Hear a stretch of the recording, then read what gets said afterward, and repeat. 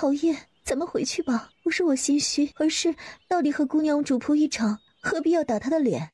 为了抢别人男人，最后把自己弄得又老又丑，真是感天动地啊！要是直接操劳而死，岂不是可以得到牌坊，被供起来了？侯爷啊，我知我美，然而非礼勿视。我要见孟雨兰，我要让她和映雪对峙。侯爷请自重，内人操持家务，不见外男。孟雨兰，你出来！你知道我什么性子？今日不见到你，绝不罢休。哎呦，还侯爷呢，说这话也不怕人笑掉大牙。来，我问你几句话，你要是回答的让我满意了，我帮你传话。阿云，这件事情和你没关系，我不答应。大哥，你相信我。我不是不相信你，而是不能拿他做赌注。他不想见，也不会想听他说话。看到了吗？别说骂我孟姐姐，就是我这般说，我大哥都不愿意。你看你呀，我骂了就骂了，你男人呢？只要能留在侯爷身边，我就感激不尽了。查成这样，江北寒好几年没品出来，眼瞎心盲的东西。侯爷，你口口声声要我孟姐姐出来和你这贱妻对峙，那我问你，她凭什么这么做？她这么做能得到什么好处？她赢了，你能带她走？她现在已经被皇上亲口赏赐给我大哥了，她若是输了，让你心里平衡了，证明你没错，证明了你选择映雪无比正确，以后你就能心安理得的过日子，是不是？赢了没好处，输了便宜你，怎么？就你家祖坟冒青烟，好事都是你的了。来，我再问问侯爷，请您用脚趾头想想，孟姐姐既然无情无义，还让映雪给你带2000两银子做什么？她扔进水里还听个响儿呢，为了狗却被狗反咬一口。侯爷铁骨铮铮，深情如丝，拿着孟姐姐变卖家产的2000两银子，流放中吃香的喝辣的，养着贱人生一窝崽子。现在含血喷人，言辞凿凿，我孟姐姐薄情寡义，见异思迁，19不嫁，当街撞墙，家族不容沦为贱妾。现在无言以对，不敢相见。侯爷，我说的对吗？我呸！口口声声来对峙，你搂着贱人天天顺，你不知道他什么货色，来问我们啊？好啊，那我告诉你，你们婊子配狗天长地久。映雪你还有脸哭啊？来，让我猜猜，今天对峙的事情是你提出来的吧？反正这件事情当年到底怎么回事，孟姐姐的心意只有你们两个清楚。公说公有理，婆说婆有理，就是变到海枯石烂也是一笔糊涂账。但是为什么要来？瞧瞧这些街坊，看看那些窗户门后的眼睛，闹一场，我孟姐姐名声扫地。我大哥要是个暴躁的，少不得回去还得收拾他，让他以后都不得好。而你还有3个崽子，江北寒看不透你，你却把他摸得门儿清。就是捅破天，你还是3个崽子的娘，他不会把你怎么样。生龟不能养汉犬，孟姐姐倒是好生厉害，竟然还养出来了一头狼。映雪是不是很得意呀？你逆天改命成了侯夫人，当年你跪着伺候的姑娘却成了贱妾。那我告诉你，你姑娘得到过你男人的心，你却只能靠陪着他吃苦这点恩情苟且度日。你姑娘日后是我大哥手心里的宝贝，你呢，却要日日活在你男人的猜忌之中。江北寒为什么恨你姑娘至此？因爱生恨。今天的事情没人同你辩，你赢了，来日方长，我们都还年轻着，看得到下场。江北寒，麻烦你有空把2000两银子还了。各位街坊邻居啊，实在不好意思，还没请大家吃喜糖，倒是先让大家看了这么一出大戏。大家也给做个见证，皇上盖棺定论的事儿，现在要翻腾的人可不是我们。侯爷，我没有，我真的没有，我心里只有侯爷，这么多年您是知道的呀。回来伺候。唐竹云心里10000匹草泥马飞过，这个专门扯后腿的男人，没看他状态正好，横扫一片吗？侯爷，您和夫人双宿双栖，也请放过孟氏。她现在很好，以后也会很好。2000两银子，我替她做主不要了，当成贺礼送你们。也请侯爷不要恩将仇报，你不疼她，我心疼。门后的孟雨兰泪流满面，走啊，还真是狗，听不懂人话呢。唐竹云，来了，王爷，你就不能给我点面子？今日之事是他鲁莽，本王替他向北寒道歉。王爷言重了，今日之事我府里还有事，先行告辞，跟本王进来。做人不能太嚣张，否则容易被打脸。大爷，阿云他，王爷不要紧，王爷若是不出现，江北寒盛怒之下恐怕就要闯进来了。我怕王爷责怪阿云。王爷只是来解围。王爷，我给你熬个鸡汤。虽然他反射弧长，但是现在也反应过来，如果不是靖王出面，没那么容易收场。估计双方还得来几个回合，平白让人看热闹，主要是影响他大获全胜的心情。现在这般多好。秀儿，拿个车喝过来。哦，来了啊！王爷，今日我请客，我和您商量件事情，行不行啊？您看我爹身体不好，玲玲长身体的时候都吃惯了我做的饭，以后我还给他们做饭，行不行？您放心，银子我自己出，我有钱。要不我连您也一起养了，行不行啊？软饭好吃不伤胃。他有点心虚在于，他现在算是靖王的人，严格说起来，他的钱也算靖王的钱。宋景阳，按照府里的规矩，我知道这不对啊，但是王爷大人有大量，我爹还得为皇上健康工作50年呢。侍妾1个月多少月银，你记得按月给他。这也没有现成的例子啊。这还不是您说多少就是多少，别的王府还有长史管这些，他们靖王府是例外，根本没人管。王爷不用客气，我有银子。他没想做他的女人，也不想花他的银子。他能理直气壮伸手要银子的，只能是未来的爱人，虽然基本也没可能遇到了。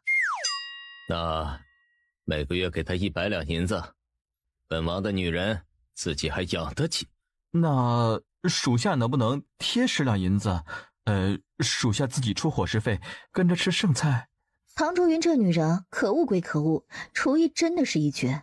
这件事情因为唐明帆嘚瑟炫耀，已经成了朝中官员都知道的事情了。10两银子，你月银多少啊？20两。20两月银，你花10两吃饭，你可真是个吃货啊！靖王同意了，然后唐竹云就得了110两银子。唐竹云出去买菜的时候，发现猪下水都涨价厉害，逼近肉价。问就是说，大理寺卿唐府千金以一己之力让京城猪下水涨价。绝子，是时候开发点新的菜式了。钵钵鸡、回锅肉、东坡肘子、粉蒸肉、麻婆豆腐。不过靖王不能吃麻辣，所以先吃点清淡些的。唐竹云做饭，秀儿跑过来帮忙烧火。两家之间除了隔道墙，真的就快成一家了。姑娘，您和王爷圆房了没？还有这件事吗？他这几日完全忘了陪睡的事了。你问这个做什么？不做什么，就是想起来大爷和孟姑娘都圆房了，也没听您叨叨。什么？我大哥和孟姐姐圆房了？你怎么知道的？就江北寒闹事情的第2天晚上，我半夜起来上茅厕，看到孟姑娘进了大爷屋里，我有些好奇，就捅破窗户纸看了看，结果不得了，孟姑娘进屋解了披风，里面什么都没穿，吓得我赶紧跑。你闲着没事去看什么？哎呀，这俩人进展怎么这么迅速？竟然还是孟姐姐主动的。不过大哥要是就这样要了孟姐姐，是不是有点……行吧，反正你情我愿。您和王爷咋样了？王爷好睡吗？他一点也不好睡，上次躺了1天，他腰疼好几天。不好睡啊？真是白瞎了！之前您花费那么大力气，那么多风波才得手，竟然不好睡。可惜了，您现在跟了王爷，也不能去找清风了。那我让你去找清风试试。王爷，跟本王进来。我说不好睡，是因为我在您身边紧张，没有别的意思。真的，您肾不虚，我给您把脉知道的。我还看您尿了，确实挺远。闭嘴！我问你，你什么时候知道孟玉兰喜欢江北寒的？就孟姐姐头环那日。怎么啦？所以你明明知道，却知情不报，就瞒着本王，还带这样秋后算账的吗？王爷，我错了。不管怎么说，在孟雨兰这件事情上，靖王真的挺无辜。他本来就是大龄丑娶男青年，名声差的没人跟，所以大长公主都特别为他弄个赏花宴，结果被前身搅局。好不容易皇上赐婚，又阴差阳错发生了后来这么多事情。靖王现在这样算是很克制了。本王给你一个将功折罪的机会。这狗男人翻旧账，原来在这里等着他。本王的伤，王爷，我尽力了。这么短的时间能恢复成这样子，虽然您身体底子是好，但是我也出力了，绝对没保留。没说你不尽力，按照惯例，8月15当天，皇家会有一场蹴鞠赛，本王也会参加。没事儿，还有20多天呢，没事儿，您能上场。蹴鞠之后，众人要一起去明泽湖中沐浴。啊，您是怕到时候没办法解释这伤口？啊，如果烧伤，能不能覆盖掉之前的伤痕？王爷，你想干什么？每年京城起火，被烧伤的人无数。干嘛对自己下手那么狠啊？这什么破主意啊？你含糊过去不就行了吗？已经有人怀疑我了。啊？您到底这是干了什么见不得人的事情啊？笨的还被人给怀疑上。我来想想办法，有什么正当理由呢？要不称病不去啊？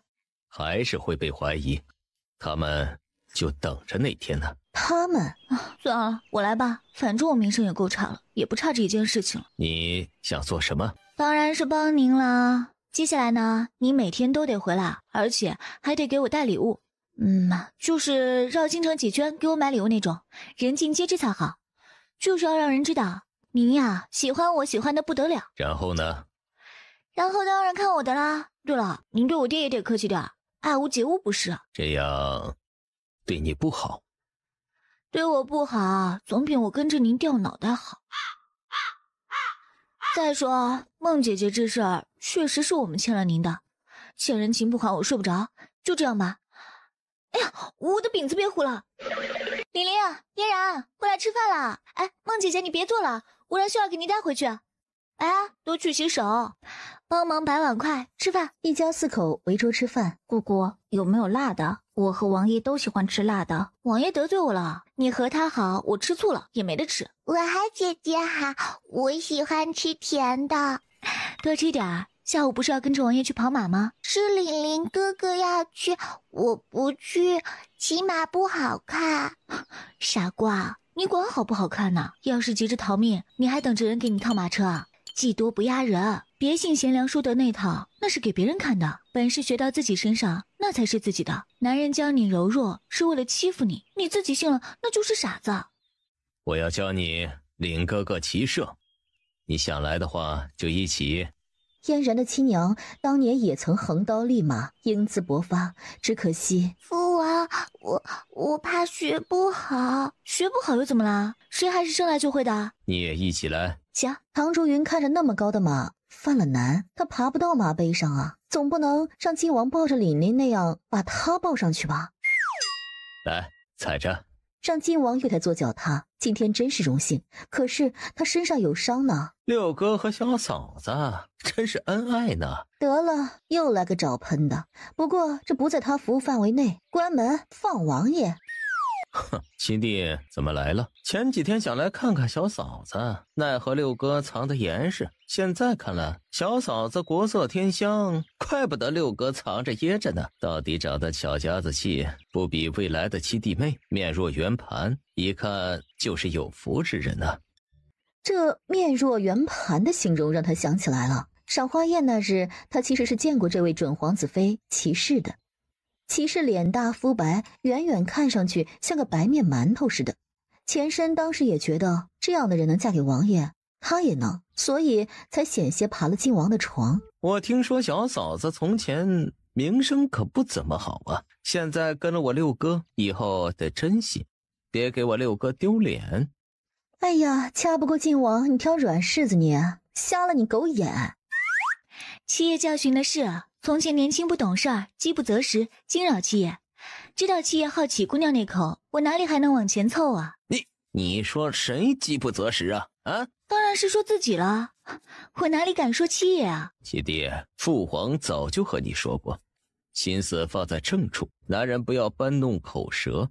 我今日要带家眷去骑马，就不奉陪了。六哥，稍等，既然提起父皇，之前我确实爱玩闹，父皇让我多和六哥学习。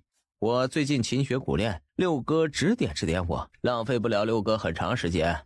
他是来试探晋王有没有受伤的，果然前几日从你这里出去，大哥遇刺，我吓了一大跳，回去就奋发图强，很是练了几天呢。太子遇刺，晋王竟然是去刺杀太子的，可是为什么？七弟慎言，大哥什么时候遇刺了？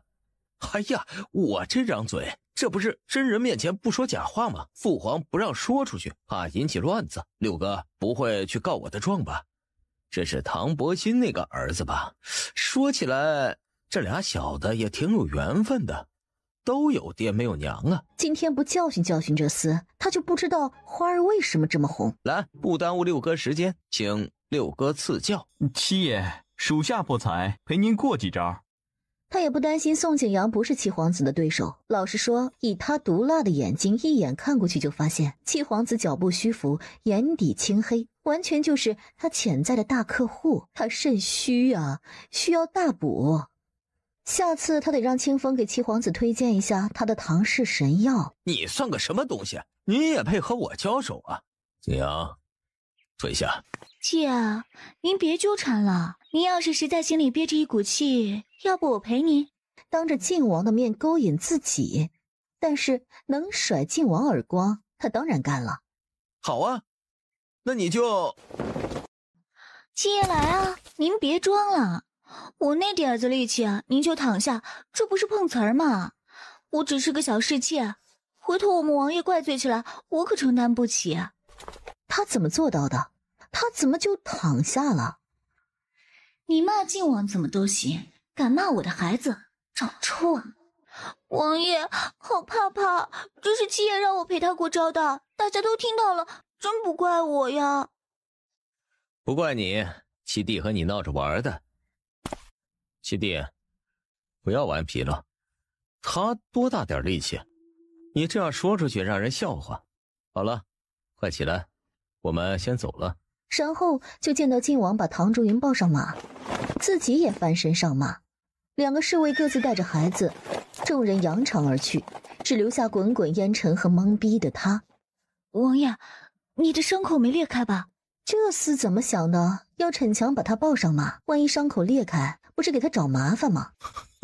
无事，你可知道七皇子他小肚鸡肠，最是记仇了。我还小肚鸡肠，睚眦必报呢。得罪了他，以后他会找你麻烦。我在后院，他能跑到晋王府后院闹事啊？那除非晋王死了。再说我求饶，他就能放过我？难道我现在还能和王爷撇清吗？你总算聪明了一次，你身上有功夫。雕虫小技，不足挂齿。不足挂齿？你眉飞色舞。第一次不是他对上七皇子，而是有人帮他。他自来了京城，向来都是孤独迎战，身后空无一人，哪怕父皇也从来都不是他的后盾。说那些也没用了，怕得罪也得罪了，以后王爷出息点，我父兄出息点，谁也踩不到我头上。来，脱衣裳，我看看。我让你脱衣裳，你不脱我给你脱了。宋景阳端了茶水过来，远远听见这一句，脚底抹油就要溜。唐竹云太彪悍了，王爷您就从了吧。然而转念再想，宋景阳想起晋王的伤，不行，王爷现在不行，得以身报恩，也是以后的事情了。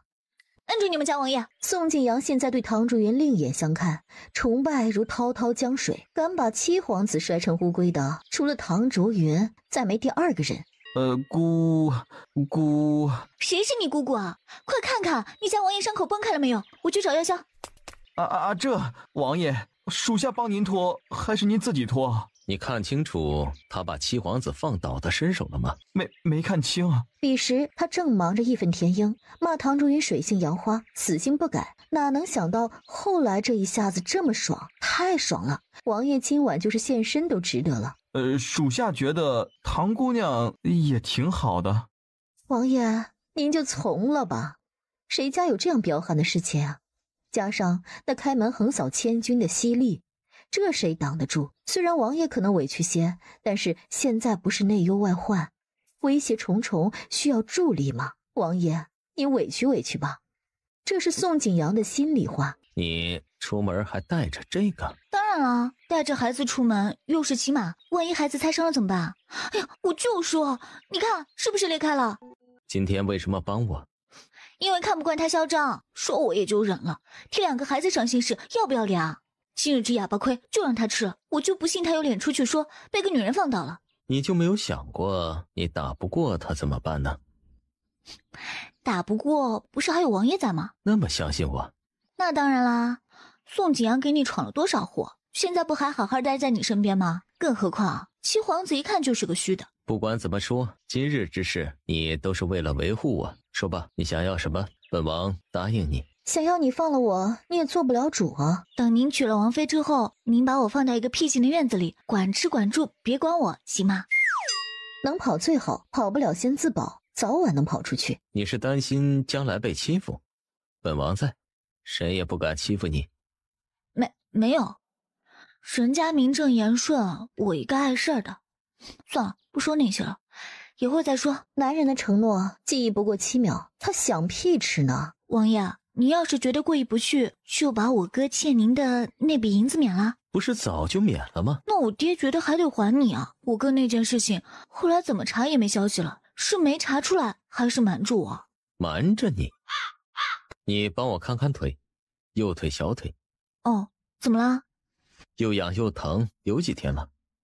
起初以为碰了下，没放在心上。唐竹云都快贴到他腿上，不由想起上次扒了他裤子的事情，忍笑忍得很辛苦。没想到在这里能遇到王爷，我的娘哎！大白天玩这么大呀？我玩的可不大啊。王爷没事，就上毒虫咬了，回头擦点药，2天就好了。王爷，原来你给我做媒，真是试探我呀！七皇子被摔这件事情悄无声息就过去了，没有激起任何水花。唐竹云还和之前一样，每天做调料、配药，照顾孩子、做饭，日子简单而充实。靖王几乎每日都给他带东西回来，或者是首饰，或者是吃食。有一次很夸张，直接把做小食的商贩喊到了门口，让人给他做，趁热吃。不知内情的吃瓜群众都以为唐竹云给靖王灌了什么迷魂汤，把他这么冷情的人都迷得找不着北。只有唐竹云每天像教儿子一样教靖王，都买一份，夫人爱吃，都包了，让夫人挑，懂吧？你懂吧？王爷的侍妾有夫人这一级，所以现在他自己给自己升了一级，总不能说贱妾如何如何，那还是宠爱吗？娇柔造作。知道你为什么活了这么大把年纪，还只能等着皇上赐婚吗？因为你蠢啊！不过不听话归不听话，靖王好歹能照葫芦画瓢秀恩爱，大概也能骗过不少人，让他们8月15的计划正常开展。8月15的官宴如期而至。姐姐，快看我父王！回去我要告诉李林哥哥。看见了，看见了。靖王带着属下一队，其他皇子一队。靖王宛如开挂，毫不留情地把对手打得落花流水，最后以18-0的大比分获胜。唐竹云顿时明白为什么没有皇子和他一队了，这不是得罪人吗？父王好厉害！王爷威武！感觉身边的人都坏肚子了，怎么都没了？也好，难得清静，跟着王爷好凉快。一会儿，众皇子在皇上带领下去明泽湖中沐浴，唐竹云要跟着靖王过去。哎，你去做什么呀？你又不是王爷的丫鬟。虽然别人眼中唐竹云都是靖王的侍妾，但是唐明帆却觉得自己女儿是侧妃，侧妃怎么能去看别的皇子？不行，我必须得去，你一会儿就知道了。王爷，您别去了。小嫂子，这是对六哥难舍难分，要不让六哥带着你一起去啊？七爷就不怕我像那女水鬼，直接把你摁在水里溺死？你们兄弟俩在那嘀咕什么呢？回父皇，六哥不想下水，我再劝六哥，别坏了祖宗定下的规矩。怎么回事？回皇上，这件事实在事出有因，都怪我无知，不知道今日还有这样的仪式，所以胡闹了一些。怎么胡闹了？其实也没什么，就是闺房里胡闹了些。你退下。皇上低头一看，靖王左胸前面换了一把粗糙传神的大菜刀，旁边歪歪斜斜的写着几个字：唐竹云所有，闪动剁手。这……我原本胡闹，调了颜料，就修宫殿时用的那种不容易褪色冲洗的，没想到今天……女子应该贤惠大度，你这般善妒，可知错呀？你看你那字啊，狗爬的一样，真是堕了你爹的声威。还有你灵儿，堂堂一个亲王，竟然……胡闹也要有个分寸。最后晋王罚俸3个月，唐竹云被罚写女诫100遍。这件事情像长了翅膀一样传出去，成为朝野内外茶余饭后最新话题。唐竹云屡上热搜，已经习以为常，甚至还多吃了半碗饭。这下他在京城更可以横着走了。除了亲爹亲哥给力，还有个男人给力，虽然是假的，但是狐假虎威就够了。虽然这件事情确实是让人笑话，但是夫妻2个人的事情，关起门来怎么都好嘛。只要感情好就行啊。你千万别因为别人的风言风语，就忘了初心呐。初心？继续虐晋王吗？亲爹，这果真是亲爹。松弛有度，我看你呀，现在和王爷相处的就极好。阿云呐，你先要把侧妃的位置坐稳，更多的，咱们呐，不抱太大希望，但是爹和大哥会一直努力的。怎么还要让他做正妃？未必不可呀。天时地利人和，你先生个儿子出来，剩下的事情啊，交给爹和大哥。他生个粑粑，现在是各种事情凑到一起，根本没机会给他挣扎。但是他没放弃啊，他努力，还是有可能离开晋王的。阿云，你和王爷的感情一日千里，真是极好。我和雨兰她……你们都圆房了，还说什么？啊，没有，我怎么能做出那种事情呢？又是秀儿传的假消息。唐竹云劝大哥来日方长，千万别打乱节奏，他们进展快，因为他们是假的呀。俗话说人怕出名猪怕壮，唐竹云秀恩爱秀到了皇上面前，亲父兄都相信了，别人自然深信不疑。然后枪打出头鸟，唐竹云华丽丽的中了枪。唐竹云教孟雨兰做烧麦，又弄脏衣裳，又做件东西，2个小主子，快跟我出去玩。走吧，我们该去学习了。晚上我爹检查我功课，王爷要检查你的。丽竹，你也去帮忙。孟姐姐，你来了之后，住这段时间还适应吗？都挺好的，大爷待我很好。怎么好啊？总之是极好的，什么都好。哎呦呦，说来听听嘛。原来那日他确实是自己去找唐伯欣的，也确实做了秀儿说的那些事。不是我不知廉耻，而是担心江北寒日后还来纠缠，便想着若是把身子给了大爷，怀个1儿半女的，让他彻底死心。后来大爷说了我，说我现在已经是他的人了，不管给不给他身子都是，他不会让人把我抢走的。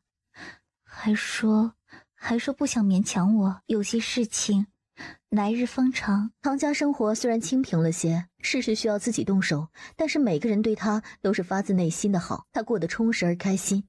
后来我说要把自己银子拿出来，大爷说都随我。这有什么好感动的？你拿钱贴补家用，我大哥接受，你还得感激涕零啊。不是的，阿云，你不懂，有很多人都既想要娘子的陪嫁，还得要面子。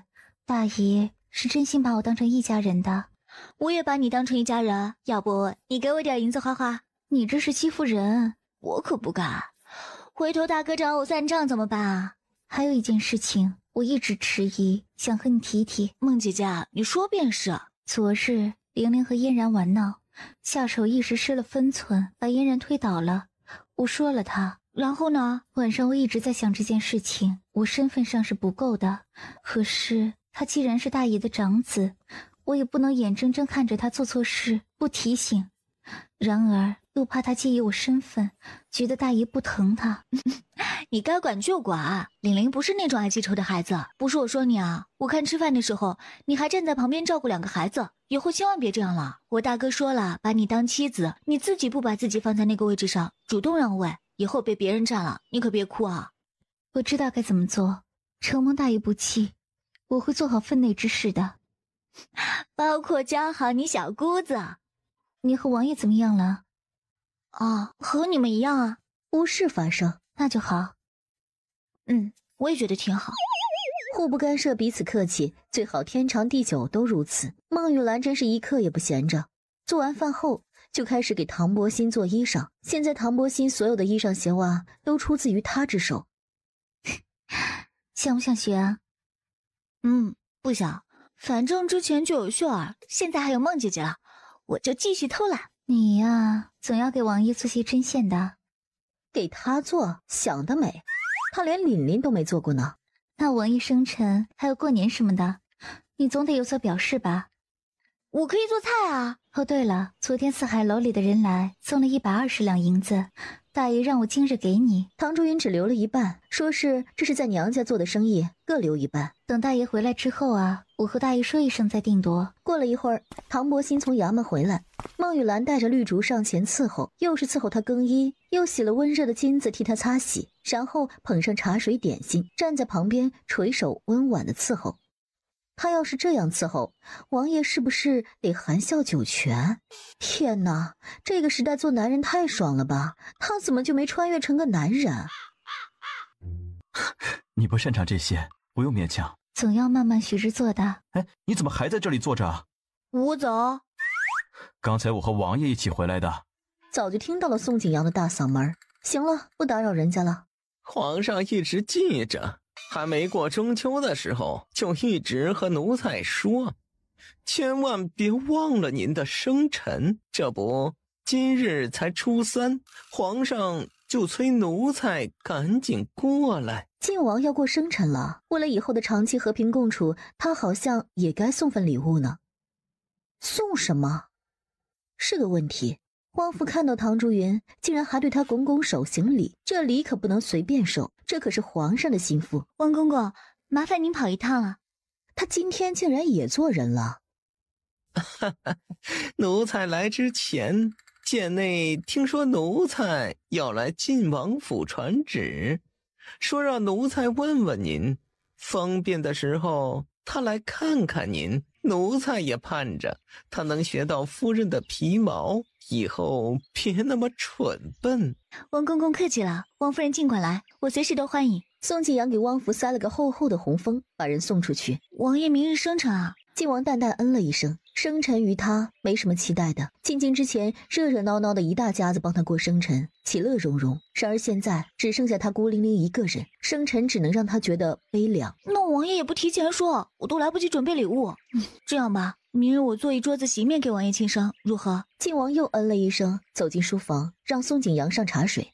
第二天一大清晨，唐竹云爬起来做了长寿面，握了鸡蛋，加了点缀的青菜，还有胡萝卜刻了英明神武。瞧瞧这马屁拍得多响亮，这4个字他可是反复斟酌过的。本来还想做个撒尿的小神，一来技术不允许，二来是怕晋王理解不了这幽默，便还是作罢。晋王什么都没说，很快把一碗面吃完。宋景阳在旁边已经呼哧呼哧吃完3大碗面条，意犹未尽的道：属下还能再来一碗？没了，等今晚回来，我打算做16道菜，好好替王爷庆祝庆祝，让玲玲和嫣然啊都过来一起吃。秀儿，你看看家里还有没有蒜了？没了，那我出去买吧。不用，我自己出去看看还有没有卖的。人呢？夫人是不是去了隔壁啊？这么香啊！夫人是做了好吃的，王爷好多菜啊，还有云莺面呢。帮忙摆饭。是。或许听到这边的声音，凛凛和嫣然手牵手进来，两人一起给王爷磕头祝寿。李林送了晋王一副自己写的字，嫣然则送上了一方自己绣的帕子。姐姐呢？没有在隔壁吗？没有啊。难道姑姑买蒜还没回来？买蒜去了。有多久了？1刻钟左右。或许因为卖菜的都散得差不多，姑姑走远了吧。那就再等等。然而饭菜都摆上桌，就等着唐竹云，后者却迟迟未归。宋景阳，让人去找。哎，是。这满桌子的菜够吃了，买什么蒜呢？姑娘还要蒜吗？我娘刚买了些回来。王爷，您再也不吭声，装蒜呢？我家姑娘买蒜还没回来，这线终于长出来了吧？嘀咕完，他也跟着出去找。晋王看着一桌子菜，从热气腾腾到渐渐凉了。然而唐竹云还是没有回来。金兆尹、金灵卫所有的人都开始去找唐竹云，而唐竹云就像人间蒸发一样，怎么都找不到。唐竹云也想不明白，他哼着小曲，欢声笑语出门买个蒜，怎么就被人伏击？他身手不差，可是对方也太看得起他，10几个彪形大汉围攻，还下作的用软骨散，这谁受得了？后颈一疼，眼前一黑，他晕了。他是被一瓢凉水泼醒的。我是谁啊？我在哪里？啊！我要干什么？这是个女匪首。二狗，你抓的对吗？这就是把靖王迷得神魂颠倒的那个女人。原来是因为靖王。就是她，错不了。哼，也就是寻常货色。和你比，还是能甩你18条街吧。看起来靖王口味也奇怪，拿支笔来，让他给靖王写信。写什么？王爷，您生辰，我给您表演个魔术，大变活人怎么样？准了。我没了。让靖王拿出我男人来换你。你男人？你男人是谁啊？和王爷有什么关系啊？我男人被朝廷的爪牙抓去了，现在姑奶奶要用你去换他。讲真，大姐，你太高看我了。听说你是大理寺卿唐弥帆的女儿，又是靖王得宠的不像样的女人。别，她是唐家女，但是靖王的宠爱，小可怜表示从没感受过。谣言，绝对是谣言，并没有啊，同志们。姐姐啊，我确实是我爹的女儿，但是靖王宠我，这真没有啊。哼，这小嘴可真甜，皮肤也嫩，怪不得能迷倒靖王。大姐，你别自己给我加戏好不好？我没用的。我忍。女匪首口述，唐竹云执笔，啰啰嗦嗦写了2大页，核心意思就是王爷你快来，你不来我就被人先那啥后杀了。哎，先这样吧。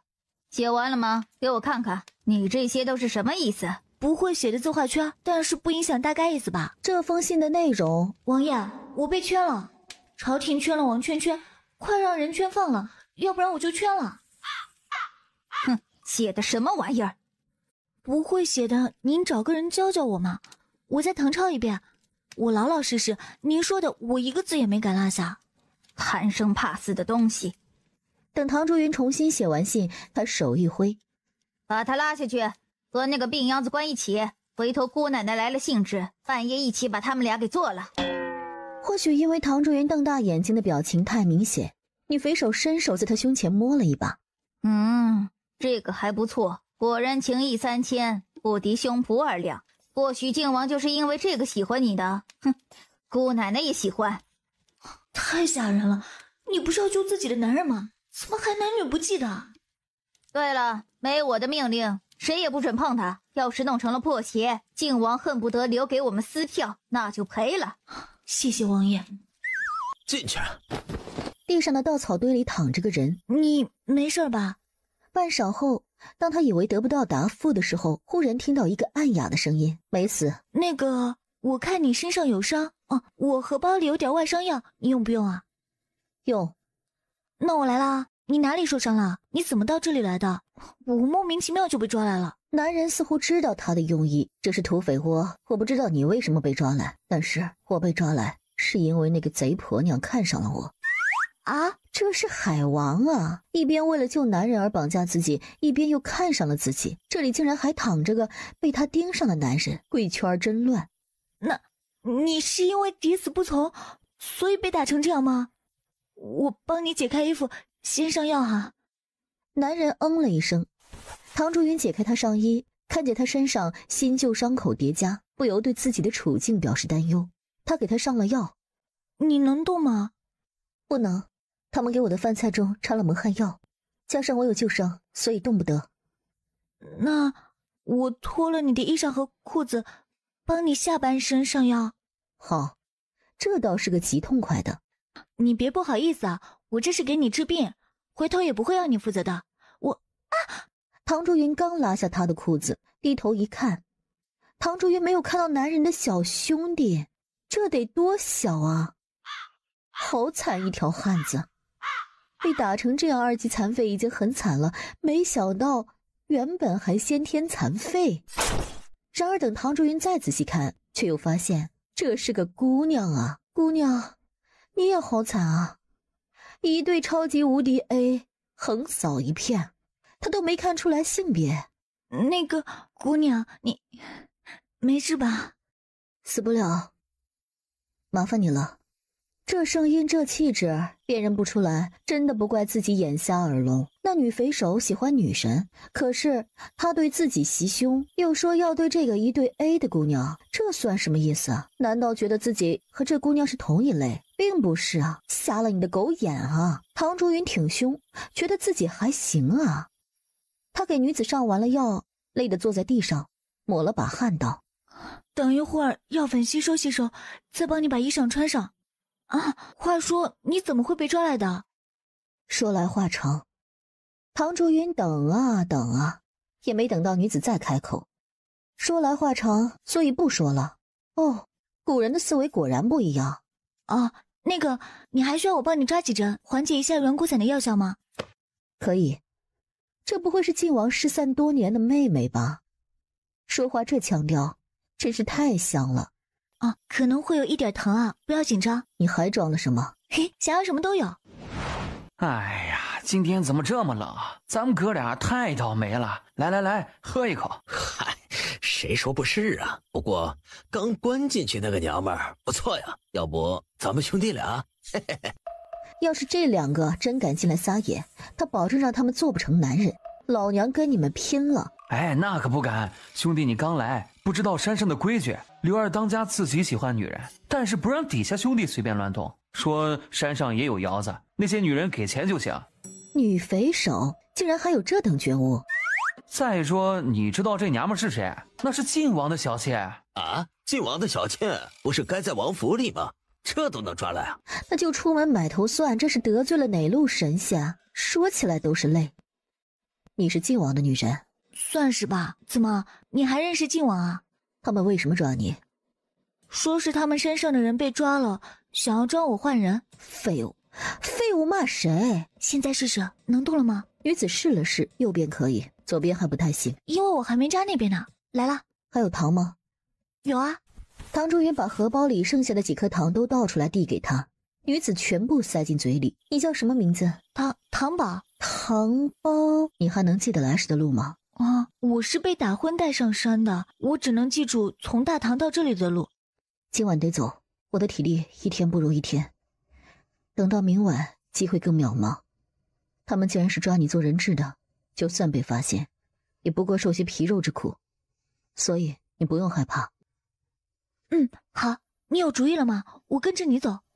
另外，我虽然功夫不见得有你好，但是对付3-5个男人也应该可以。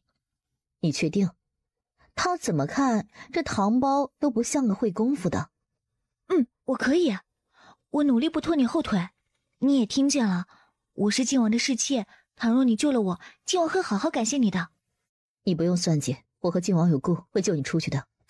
那你竟然还是晋王的相识，甚至还可能是相好。唐竹云假装肚子疼，把2个人引进来，女子从门后出来，瞬间把2人打倒在地。跟着我。好。啊，那个是不是走错了？这不是自投罗网吗？最危险的地方才最安全，今日我们要在那里躲着，等下半夜的时候，所有人那个时候最懈怠，找找机会。大堂里有一张供桌，女子带着唐竹云绕过看守的人钻了进去。你累了，便靠在我身上歇歇吧。不必。过了不久，凌乱的脚步声响起。慌什么慌？他的女人还在咱们手里，打上来了又怎么样？来人，先去把那个女人给我带来。谁来了？晋王来了。晋王啊，亲人啊！唐竹云简直热泪盈眶。二当家，娘们跑了，还有原来那个不男不女的也跑了。废物，连2个娘们都看不住。二当家，要不要把看守的人砍了？砍你娘，还不赶紧跑，等着被晋王一锅炖吗？哎呦，剧情跑偏了呀！这二当家反应倒是快，保命为上。别动，老实待着。去搜，一个也不许放过。亲王爷啊，我想死你了。他掀开桌布，连滚带爬的出来。王爷，快让人告诉我父兄，我没事。还好唐竹云没事，金陵未查到他被土匪带走。这个消息传到晋王耳中的时候，他现在都无法用语言形容当时的心情：震惊、担心，甚至害怕。再也见不到脸皮比城墙还厚，骂人比刀子还厉害，嬉皮笑脸却又心灵手巧、聪明机智的唐竹云了。王爷，您总算来了，还有个人。老实点儿啊！人呢？晕倒了吗？宋景阳，去看看。桌布微动，那女人从桌下爬出来，卑微的跪在地上。这啥情况？你为什么会在这里？但求一死啊！难道这是晋王曾经的女神成功跑路那种？那也太惨了！现在又被晋王抓到了。猪，是你吗？猪，你的鼻子有2个孔？唐竹云都快哼出来了。不是我，那个人已经死了。够了，宋景阳，带人去把土匪都给我抓来，一个也不许跑。我老常也来了，找到人了。哎呀，妹子呀，你没事啊？咋？我没事，你还挺遗憾？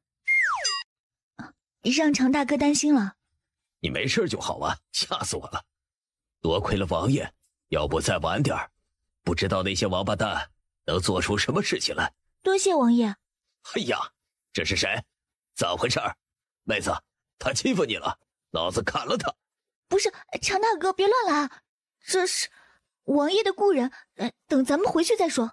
行了，我投降，不要动我手下的兄弟们，把我和我那贼汉子关一起。另外，我再告诉你一些你感兴趣的事情，放过我手下兄弟，要杀要剐，悉听尊便。谁？柳双刀？怎么是你这个娘们儿？你什么时候到京城地界了？得了，这还是认识的。眼前的情况很快变成了认亲环节。你怎么来了？老娘还以为你死了呢。那不是你天天要嫁给我，我被你闹得实在受不了，投靠了唐大人。唐大人？就是唐明帆？哎呀，我怎么之前就没想到呢？大姐啊，你现在是阶下囚啊，有没有点做阶下囚的自觉了？拿下！立刻有金陵卫上前把柳二当家抓住。王爷，你放了我兄弟，我就告诉你一件事情，肯定对你有用。妹子，这娘们儿欺负你了没有啊？她是有点不着调，但是不至于让人把你了吧？除非她自己。袭胸还不叫欺负的话，什么叫欺负啊？她是不是欺负你了？现在过去，她怎么欺负你的？给本王原封不动的欺负回来。这臣妾真的做不到啊。来，你过来，老娘不会让你吃亏的。还愣着干什么？真是个窝里横的东西，对着他横眉冷对，在外面却如此怂。去，本王在这里。王爷，真不用了，算了吧。妹子，你别害怕，他怎么你了？你和常大哥说，常大哥帮你讨回来。哼，我呸！你这贼汉子，当年我说你稀罕我，你非说不稀罕，现在又想占老娘便宜。你要死了！王爷的人你敢动啊？你是不是把他睡了？我大耳刮子抽死你算了。他没怎么样，我就这样。好了，王爷，您该怎么处置怎么处置，我倒是没事儿。要不你问问那边的苦主。哼，传令下去，众人在山上稍事休息，继续搜寻其他的土匪。休息片刻之后再下山。王爷，给我父兄送信的人呢？您派了吧？不用你管，你先找个地方休息去。累倒是不累，但是真的要吓死了啊！对了，王爷，您怎么发现我失踪的？菜吃了吗？还对胃口吗？昨日你生沉闹成这样啊！你若是没事儿，早点下山，我担心嫣然和琳琳。好，走，这就走。然而他还是忍不住看向跪在地上仿佛石雕的女子。宋建阳也看向晋王，目光中露出几分哀求之色。你带着他。是。果然没抓错人，可惜了，可惜了。贼婆娘，你快闭嘴吧！还以为在山上呢，我看党项也是个窝囊废，这么多年了，一点儿没把你管好。驱马离开。王爷，您的伤没事吧？爹，大哥都来了，我没事啊。没事，真没事啊。住在柴房里蹲了半宿，有点饿，然后你们就来了。是王爷，啊，多亏了王爷。我知道，我谢过王爷了。这里不是说话的地方，咱们回家再说好不好？好，好，好。先回去。王爷，您想好的回来了，我可以走了吗？试试，哪条腿迈出去就打断哪一条。快睡，姑姑不会再把自己弄丢了。大不了以后不吃算了。越想越气，李明终于也睡了。唐竹云让秀儿帮忙把他们抱到床上睡。秀儿做完这些嘟囔道：总算能和您说句话了，姑娘，您买头蒜怎么还能把自己买丢了？不说这个。哪壶不开提哪壶，讨厌吧？那土匪为什么要抓您啊？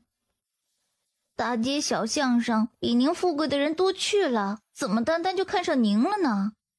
言外之意，家徒四壁，绑票这也是菜票，不算大肉票啊。因为我长得美。您再好看也20岁了，和那些13、14岁的小姑娘还是比不了了。这个丫鬟，她不要了，好好看着孩子。嫂子，你和我大哥说什么了？我爹和我大哥去哪儿了？阿云，你有没有被欺负啊？没有吧，就是好像有点欺负人，把一个英气十足的小姐姐当成了男人，还看了人家。哎呀，那人呢？一定是被靖王带回去了。现在两人是不是在相爱相杀？现在隔壁岂不是在上演18禁？好想上线吃瓜。那就好。可是，如此大张旗鼓的上山救你，你的名声怕是……名声这东西，前身有过吗？没事啊，要说就说，反正我好好的回来了。就是会牵连你们吧。阿云，你说什么呢？你自己才最要紧。你听我说，我现在最担心的是王爷那边。人家找到了失散多年的女人，人家好着呢。阿云，你名声毁了，王爷能容你吗？难道王爷还能让他去死？我爹和我大哥是去找王爷了。阿云，我知道你向来无拘无束，和王爷也没大没小惯了，但是这件事情真的影响甚大。老爷和大姨现在去求王爷，你自己也要软下身段，好好和王爷说说。就算再不济，你也要哄着他答应放你回家，知道吗？只要靖王答应，皇上那边可以再想办法，回头可以找个借口，就说老爷身体不好，你回来伺候他，倒也不是没有这样的先例，可以全了大家的体面，不连累王府的名声。哦，那我先去看看啊。王爷说不定现在正想和那女子叙旧，被打扰了，岂不是很不高兴？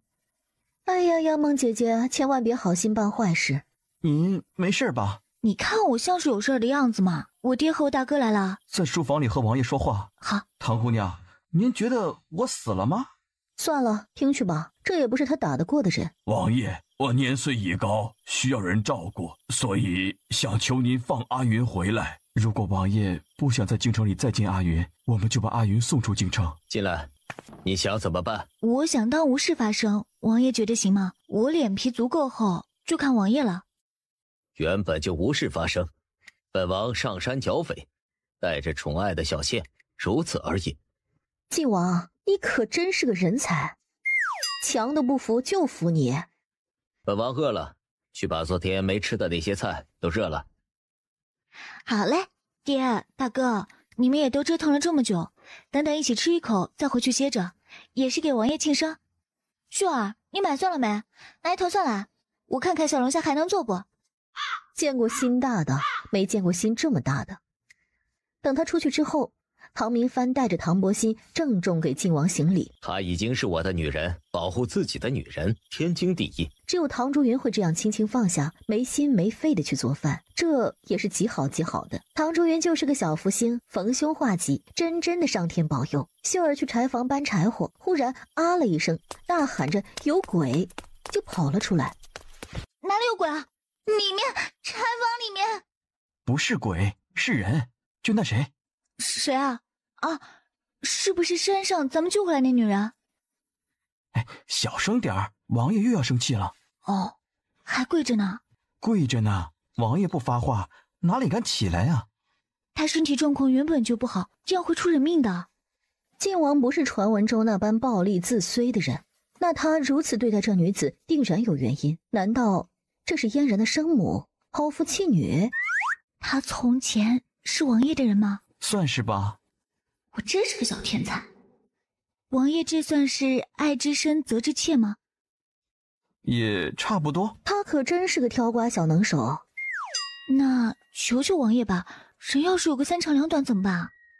宋景阳，滚进来！唉，你把我害惨了。吃过饭，天也渐渐亮了。唐明帆说要去上朝，本王也去。那今日我们一起去吧，我先回去换朝服。晋王点点头，我伺候王爷更衣。你怎么了？无事献殷勤，非奸即盗。就有2句话想和王爷说。说吧。就是在土匪窝里那个女子，我觉得她快不行了。她和你说了什么？她没说过王爷的坏话，反倒是听说我是王爷的侍妾，就说要护着我逃出去呢。你看，爱你爱到连你的女人都能救，这多不容易。你想帮她求情？我是有这种想法，如果她不是犯了什么十恶不赦的罪过，您就大人不计小人过，或者您即使不原谅，把她当个屁给放了呗。你在山上给她上过药？那就留她一条命，免得浪费了你的药。他心软了，口是心非的人啊，他显然还是对女子有感情的。你起来吧，我刚去问了王爷，王爷说让我给你治伤。女子却不相信他的话，西行出来，等晋王出来后道：王爷，您真的原谅奴了吗？倘若你真的想赎罪，那以后就好好的伺候嫣然，保护好嫣然。果然是嫣然的亲娘，是。还有，她以后也是你的主子啊！不要啊，王爷，他自己已经是没名没分的小老婆了，要让嫣然的亲娘在他之下拿着他刺激人，他可不想做炮灰。是，女子一点也不按照常理出牌，她不是该不敢置信吗？倍感屈辱吗？见过主子，请主子赐名。好慌啊，咱们按照套路出牌行吗？他若是不收留你，你就滚。狗男人，要把他架到火上烤，等以后他们2个柔情蜜意了，他就倒了霉。炮灰命运预定，求主子收留。唐姑娘，您不给他赐名，就是拒绝他。您就收下吧，我也求求您。那你叫南星吧。此言一出，晋王、宋景阳和女子都愣住了。这是你们让我取名字的，有不妥当的地方可不怪我啊。不会这么巧吧？那女子原本也叫南星吧？南星，谢过主子赐名。南星吃了4碗饭，唐朱云实在被他饭量吓到，不敢再给他吃，然后又让他去休息。然而南星却死活不肯，多说几遍他就说如果做不好，晋王会撵他走。唐朱云就没法说了，再劝好像他吃醋，故意离间人家一家3口感情似的。等到人家一家团聚，再无隔阂，他一定得赶紧跑路。那个南星啊，我给你起这个名字是不是不妥当？为什么你们都用那样的眼神看着我？奴婢原本的名字和这个名字有些像啊。那你原本叫什么名字？要不还用原来的名字？奴婢不配，这话他没法再接，否则就有揭人伤疤的嫌疑。嫣然很乖巧听话，一点都没有大小姐的脾气，还对人体贴。玲玲就是我侄子，和王爷亲近，我问他吃不吃醋，他说不吃醋，因为他也抢了玲玲的姑姑，而且他也喜欢玲玲。奴婢会伺候好嫣然姑娘的。也不用这么见外吧。晋王上朝还没回来，嫣然和玲玲先来了，一个喊着姐姐，一个喊着姑姑，头不梳脸不洗的都来了。南星失神的看着嫣然，泪流满面。嫣然，你看这位姐姐，这是新来的侍卫哥哥吗？傻子，是姐姐啊？你怎么知道是姐姐不是哥哥的？姐姐没有喉结。奴婢南星见过姑娘。南星，你干什么？你快起来！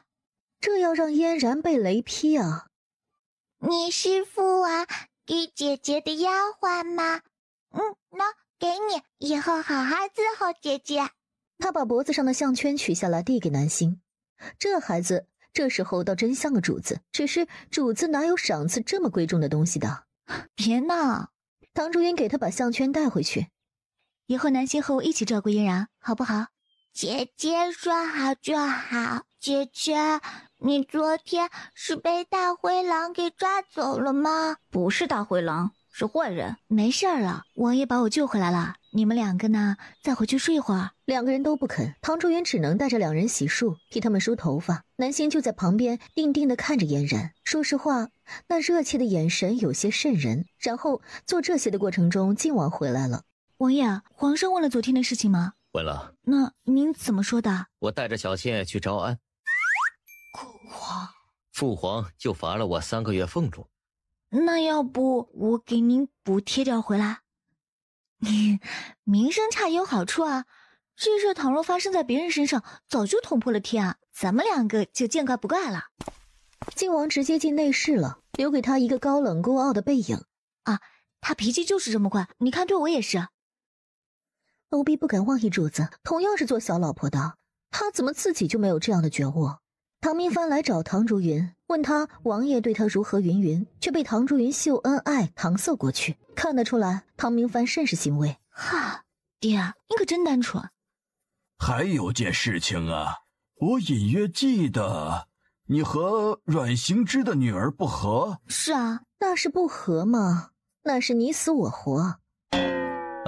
之前呢，科场舞弊的事情我已经查明了，现在准备给皇上写奏折。这件事情啊，和阮家没什么关系，但是他那表兄啊，难辞其咎啊。你没有什么想法？什么？你之前不是说想做什么吗？爹是鼓励他去坑阮安若。爹，是不是阮安若又做了什么坏事啊？反正那丫头啊，不是个好的，该让她受点教训。你若是不想，我就去找阮行之说道说道。不用，我自己来。如果阮安若真的来找死，那他就送他一程。送走唐明帆，唐竹云很快就打听出来，原来阮安若在四处败坏他的名声，说他是被土匪掳走的，清白不保云云。好啊，太岁头上动土是不是？给他等着。主子，奴婢去教训他吧。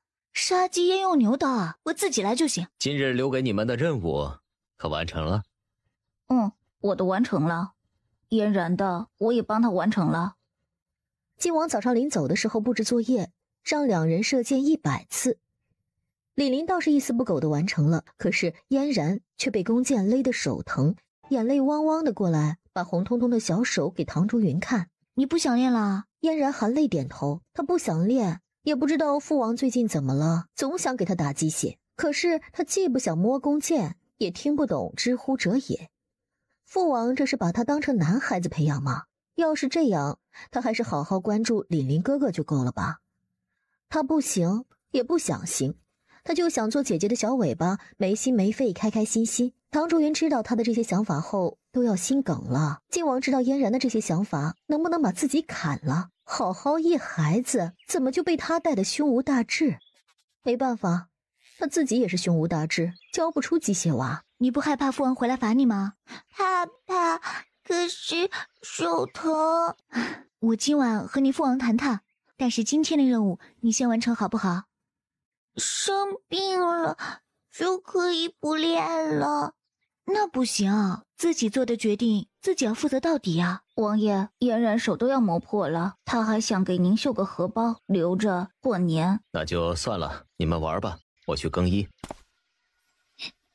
凛凛哥哥，我手好疼。我知道，可是王爷生气了，等练完了，哥哥给你呼呼。这什么神仙青梅竹马？他为什么就一个大哥？他想做7个大哥的妹妹，10个也不嫌多啊。算了，父王不勉强你了。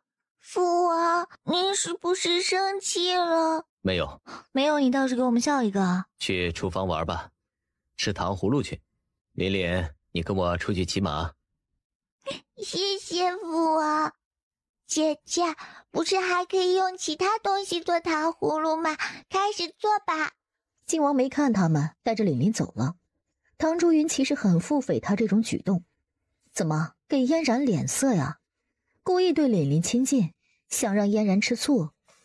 这也就幸亏嫣然天真烂漫，不是吃醋的性子，否则还不得恨上凛凛啊。姐姐喜欢我，父王喜欢凛凛哥哥，我们都高兴。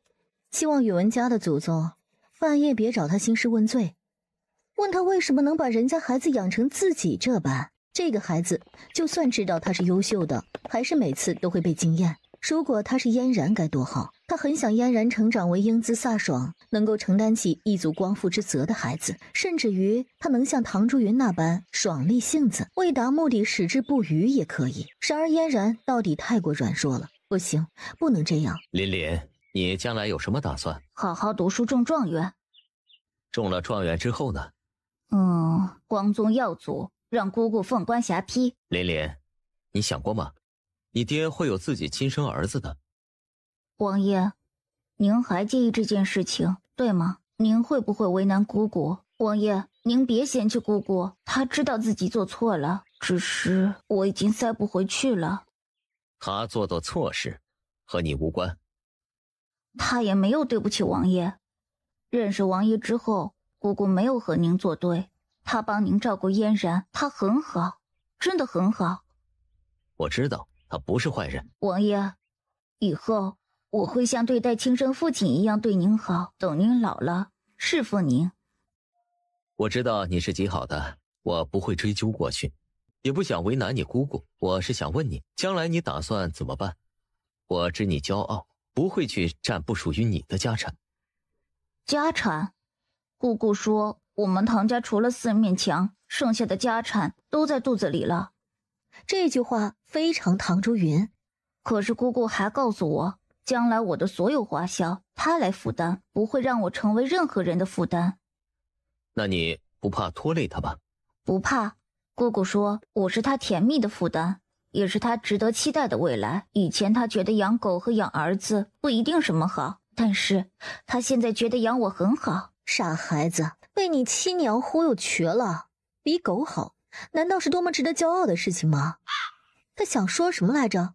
怎么就偏到了这里？对了，是嫣然招赘婿的事情。他想好了，嫣然性子就是那般，怎么也提不起来。既然如此，给他找个能干的赘婿，从小悉心培养，不是很好吗？尤其是唐家父子人品都是有目共睹的。唐竹云这呆孙，现在也算改邪归正。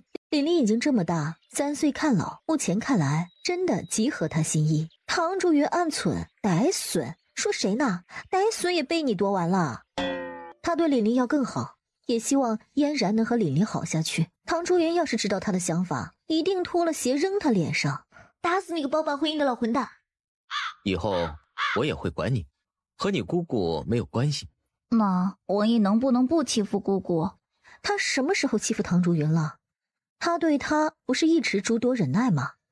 王爷现在是没有，但是将来若是迎娶了正妃，怕是就不一样了。谁说的？唐竹云要是敢用孩子争宠，他琳琳这样的孩子怎么能困于后院的鸡零狗碎？我自己想的。为什么这么想？因为姑姑说男人就像狗，不嫌家贫守住自己妻儿才是好的，跟着别的肉包子满街走，随时都能回家反咬一口。他就这般和你说的？靖王简直出奇的愤怒了。不是的，他和秀儿说的，被我听到了。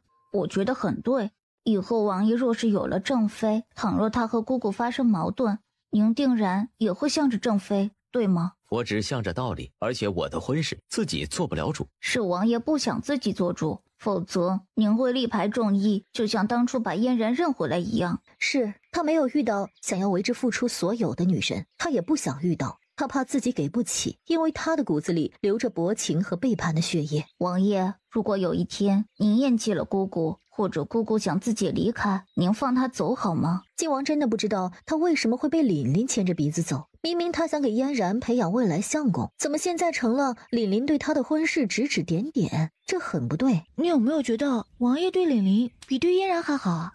那怎么可能啊？谁是亲生的？如果真是您说的那样，除非什么？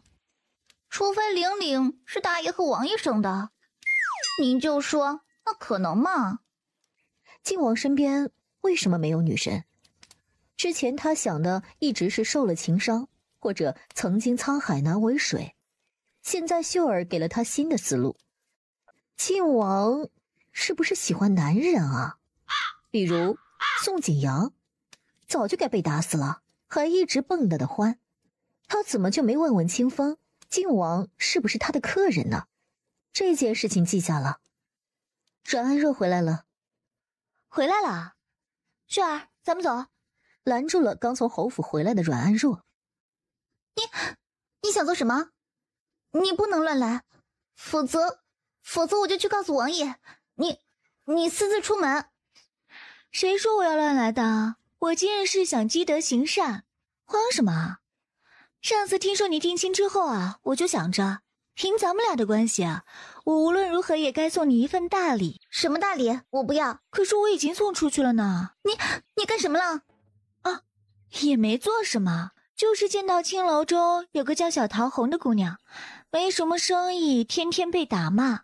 然后呢，我就给了她100两银子。那和我有什么关系？你果然和那些肮脏的地方人有染。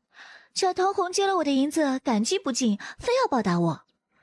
然后我想啊，我也没什么要他报答的，于是就让他帮忙试探试探你表哥。你表哥现在和他难舍难分啊！哎呀，看着真是又可气又可怜的。你那么冰清玉洁，他却千人整万人睡，回头你表哥还得嫌弃你不如他会伺候人。我劝你啊，这门亲事还是算了吧。你这个贱人，你是故意的，你是故意的。我就是故意的。怎么，只许你散布谣言坏我名声，不许我找块毒肉毒死你家狗啊？行了，你也得谢谢我，要不你能知道你表哥这不可靠，还不赶紧回家退亲去啊？阮安若含泪恨恨地看了他一眼，咬着嘴唇快步回到家里。这就完了？他还摩拳擦掌，等着姑娘放大招，然后就没了。这算哪门子的报复啊？这不是帮阮安若脱离苦海吗？完了，得饶人处且饶人嘛。他怎么就那么不信呢？感觉姑娘肯定憋着坏招。妇人之仁，亏他还以为他自己能报仇，原来就是这种手段。我这不是跟着王爷学会了宅心仁厚吗？哼，琳琳，饿不饿？走，咱们回家吃饭去。姑姑一定有办法。他可没看出来唐如云这办法多好。虽然眼下气到了阮安若，但是后者肯定会退亲，以后远离渣男，能去那种地方的有什么好男人？3天之后，宋景阳，回王爷，是隔壁阮府的姑娘定亲，今日是请期，阮府怕打扰，提前让人过来说过了，也送了喜糖喜饼。阮府哪个姑娘？就前几天和夫人吵架那个，还是嫁给之前那个逛青楼的表哥。今日请期，1个月后就成亲。事情如何就这样了？这3天里，唐如云一定动了什么手脚。可是唐如云表示根本没有。为靖王请教这件事情的时候，他得意洋洋，眉飞色舞。王爷只是按照常理推测，那自然没错。然而有些人就是拧巴，有被害妄想症不说，还总觉得别人都见不得他好，非要逆着常理来。他觉得我要拆散他姻缘，那就说明他这姻缘是天上地下再也求不来的，他怎么能让我得逞呢？我让人勾引他表哥，说明他表哥优秀啊，他偏要把他表哥抢回来。阮安若回去后就把亲事提前了，只可惜呀，1个月还是太晚了。怎么会有这样的女神？不过也够了，我去给他加把火去。秀儿，准备好了没？好了，就是有点心疼。看，千金散尽还复来，有钱难买我高兴。喊上你娘，咱们走。南希，你也来帮忙。我也要去撒娇。夫人，带着我力气大，嗓门高啊。走，一起去。他要干什么？我也不知道。姑姑说我和宁穿一条裤子，有事情都不爱告诉我了。走，本王带你去看看。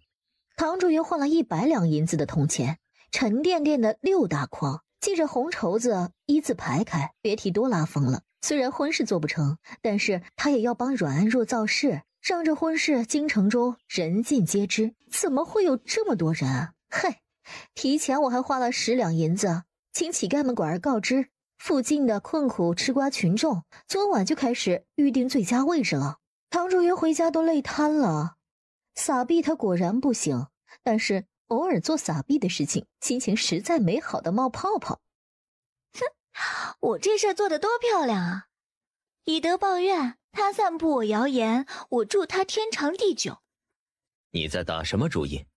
天机不可泄露。哎，王爷，您瞧好吧。姑娘，您多洗洗手啊，从前多脏呢。来了来了。哎呦，那脏水不换，您洗多少遍不一样，换水去。那么高兴吗？高兴，太好玩了。下次李明哥哥也来。等将来我成亲的时候，我坐在花轿上撒钱，一定更有趣。啊，那要把教父累死啊！5日之后，唐明藩上书皇上，揭开了查处震惊后世的科场舞弊案的序幕。舞弊案牵连到上百名官员，数百名各地考生，其他有牵扯的人也不在少数。皇上龙颜大怒，众人惶恐。皇上把这件案子交给了唐明藩判决。唐明藩下令问斩100余人，流放数百人，另有近1000人受到另外的责罚。一时之间，震惊朝野。我爹自己就是出身寒门，知道寒门学子的苦。你不害怕？怕正义得不到伸张，怕这天下暗无天日。是啊，也怕我爹被报复。然而我爹是唐明藩啊。姑姑，长大以后我也要做像祖父一样不畏强权的清官。好，姑姑其实呢不愿意你选择一条艰辛的路，但是倘若那是你心之所向，姑姑也不会拖你后腿。人活一世，苟且偷安很好。然而大部分人能有苟且偷安的机会，是因为有人在前方披荆斩棘。倘若你要做那开路者，那姑姑为你骄傲。无论多艰难，姑姑希望你好好活着。但是倘若有一天，你选择舍生而取义，也不必顾虑我，我会照顾好自己和家里的人。这是唐竹云能说出来的话。姐姐，你看秀儿给我编的好看吗？好看着呢，回头我再画个娃娃，让秀儿给你做出来系上去，就更好看了。那咱们现在就去画。行。宋景阳，多派人手保护两府之人，最近你也少出门。那我明日出去买一趟东西，然后最近都不出门了。唐竹云出门的时候被狗咬了，他遇到了歇斯底里的阮安若。阮安若披头散发，疯狗一般的过来，口口声声说自己被唐竹云害了。你表哥不是被流放了吗？怎么死在半路上？你守了望门寡？没关系，你好好守着，回头申请贞节牌坊，我让我爹给你帮帮忙。回去换鞋，别染了狗瘟。这份报应来的还是太迟了。姑奶奶，你要出门吗？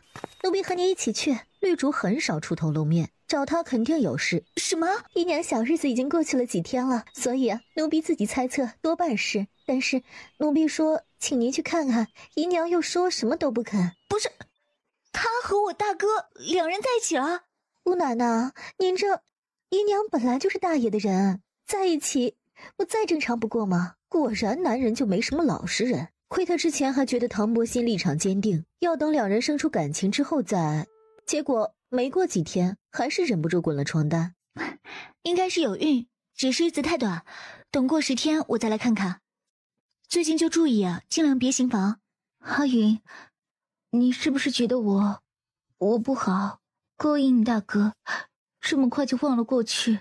我没有，我只觉得大哥太坏，不让你多熟悉熟悉。但是看着你欢喜，我就很高兴啊。你又没做错任何事情啊，没有辜负任何人，凭什么不能和我大哥琴瑟和鸣，生儿育女啊？我就知道你肯定会安慰我的。说起来，这件事情也是阴差阳错。唐竹云宣告了这个好消息之后，看着父兄都高兴的要叫席面，这才回去。王爷，您说什么？我说嫣然这性格。王爷，您想要他和玲玲一样？那不可能，是要怪只怪您没给嫣然那性子。我是这般想的，男女本身就不同，女孩子也各有不同。你想不通这点的时候，就想想我和秀儿。哼，我看你们主仆倒是挺像的。这狗男人人模狗样，就是长了这张嘴。那您想我和南希那一样吗？再说嫣然才5岁，我5岁的时候还在乡下玩泥巴呢。你多接触几个孩子就知道，他只是比不过玲玲，但是他很好了。而且倘若他真是掐尖要强的孩子，那可以培养他。但是如果是容易满足的，想和世人一样也没什么错，就让他开心平稳的长大，知道什么事情可以做，什么事情不可以做，性格独立，知足常乐，可以靠自己，也相信感情，不很好吗？王爷啊，我想的不一定对，但是你对玲玲掏心掏肺，我对嫣然也会尽心尽力。姐姐，下雪了，下雪了！这天气太适合吃锅子了。薄薄的鲜红羊肉，用筷子夹着，在沸水中过几秒，蘸上他秘制酱料，送入口中，麻辣鲜香，绝子。唐竹云一边吃一边照顾两个孩子，秀儿和南星埋头苦吃，不过一个叽叽喳喳，一个沉默是金。等父王回来，做给父王吃。好，等等。南星忽然放下筷子，抱起嫣然就往后退。片刻之后，懵逼的唐竹云听到了打斗声，只是这声音从屋顶传来的。他聪明的也拉着凛凛和秀儿往后退了几步。他的锅子太好吃，把刺客引来了。有自己人，不用怕，您过来。咱们不跑吗？不用跑。那要不咱们继续吃啊？不用跑，就说明没事，锅子别烧干了。不行，我怕房顶不结实。就见一人从屋顶落下，一头栽进了锅里，然后发出惨绝人寰的呼声。南星这乌鸦嘴，壮士好身手，壮士威武，这壮士是不是有点眼熟？这不是凛凛他亲爹吗？亲啊，别抢儿子好吗？哼，休想！关你什么事啊？你看不见我，你看不见我。打扰夫人了。该多谢您才是。哎，怎么是你？完了，被他发现了，是死不认账，还是仗势欺人，威逼利诱？也不知道他不畏强权，还是钻营算计。怀上，好久不见。姑姑，不要怕，怀上不是坏人，他认识王爷的。原来壮士叫怀上，这名字真催生，所以一击即中。比起来，招弟来弟都是弟弟。啊，夫人，我是王爷的属下，御前侍卫怀上。姑姑，怀上是御前1等侍卫。小东西，求求你了，你快别和他说话了。姐姐，我还没吃饱。瞧，不愧是你女儿，胆子大，能吃啊。唐竹云带着几个又在厢房支起了锅子，除了他没什么胃口，剩下的人吃的都很带劲。姐姐，我们是不是把留给父王那份吃掉了？啊，不是，还有。那就好。瞧瞧，他培养出来的小吃货。姑姑，御前1等侍卫很厉害的，只有30个人而已。啊，那么多啊，也没怎么厉害。比如靖王就一个，凛凛是怀上的儿子，是会恃强凌弱帮他把凛凛留下，还是大公无私把凛凛送走，拉拢下属？怀上很厉害的，他很可能就要做副都统了。他越厉害你越危险啊，傻小子。不过幸亏他当年被浓妆艳抹，涂抹成自己都认不出来的鬼样子，所以现在还能苟且偷安。怀上效率倒是很快，屋顶没修好，刺客已经审问完了，这是科场舞弊案的后果。果然有人雇凶伤害唐家的人，不过这个刺客的目标原本是唐家，只是还没到唐家就被发现了。唐竹云又捏着嗓子谢过他，引起屋里几人的侧目。姑娘，您染上风寒了，早点吃药啊。姐姐，生病要吃药才能好。我没事啊，快吃吧。我听说抓到了刺客，怀上不错呀，改天咱们兄弟切磋切磋啊！只是惊扰了夫人和姑娘，请王爷恕罪。他们呢？父王，在这里，快来吃羊肉锅子，可好吃了。你没事就好。